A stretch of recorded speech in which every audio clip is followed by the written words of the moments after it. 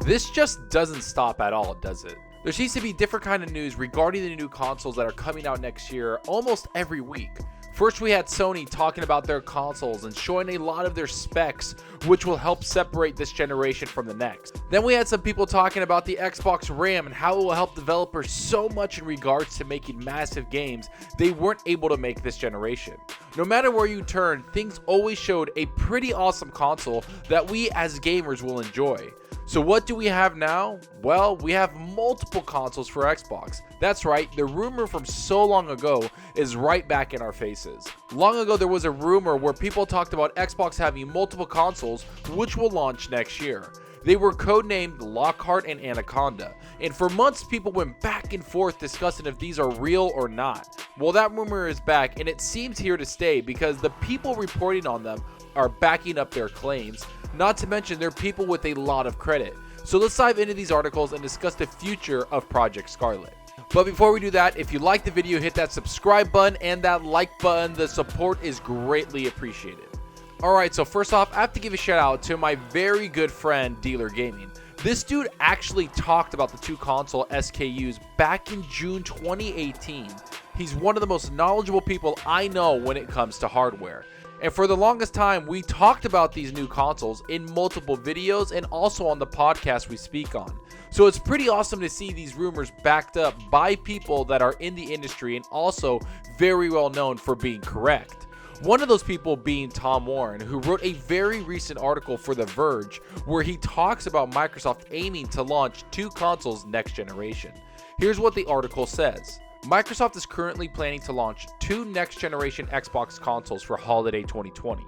Sources familiar with Microsoft's plans tell The Verge that Microsoft is planning a second, cheaper, and less powerful Xbox console codenamed Lockhart. While Microsoft has revealed its Xbox Project Scarlett high-end plans, the company did not mention its two-console strategy at E3 earlier this year. Windows Central originally reported Lockhart's existed nearly a year ago, and Kotaku now reports it's part of Microsoft's next-gen plans. Now, if you're very familiar with this channel, then you know I've talked about these two consoles before, but ever since E3 2019, everyone started to think that the two console idea was scrapped by Microsoft, because they always said Project Scarlett was a single console, and maybe for a time that was true. But something changed over the last 6 months, and maybe, just maybe, Microsoft decided to bring back the Lockhart console. But this article goes into far more detail about both consoles with specs and design. Here's what it says about what the consoles should be aiming for. Microsoft is essentially launching two next-gen consoles that will serve as successors to the Xbox One S and the Xbox One X. Lockhart will debut without a disk drive, much like the Xbox One All-Digital Edition, and Microsoft is tweaking the console's hardware so it's less powerful than the main Project Scarlett console, codenamed Anaconda. As we can see, the Lockhart console is rumored to launch without a disk drive in the console, which will surely drive the price down considerably. But most of all, it will be less powerful than the premium console, which is the Anaconda. To me, this makes far more sense, especially after this last holiday season where Xbox saw a lot of great success in hardware sales. This holiday season, the Xbox One All-Digital Edition sold extremely well, and how could it not sell well with a $150 price point? It's almost an impulse buy. And I think Microsoft wanted to see how that console was going to perform over this last year and if it would sell very well or very poorly. Well, with this new Lockhart resurfacing, I could only assume Microsoft and Xbox were extremely happy with the sales of the all-digital edition of the Xbox console, because this opens the door for them to launching two consoles next year and also giving every type of consumer what they want.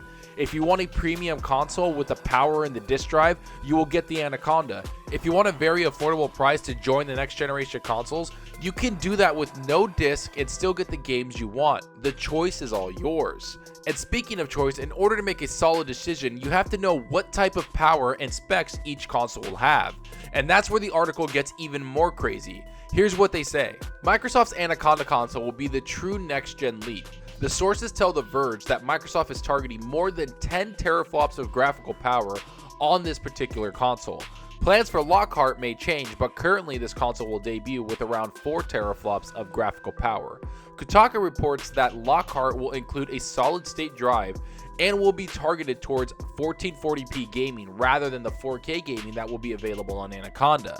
We understand both Anaconda and Lockhart will share similar next-gen hardware. Sources say that Lockhart will get a next-gen CPU, but that it will be clocked slower than what's available on Anaconda. This should mean developers can take advantage of the SSD and CPU upgrades that are planned for Anaconda in games that span across both next-gen Xbox consoles. Now, that's a lot to unravel and can honestly be a little overwhelming. So let's dissect all of this and break it down for what it is. So we know the Anaconda, which will be priced a little higher than the Lockhart console, will aim to have 10 teraflops of power or above.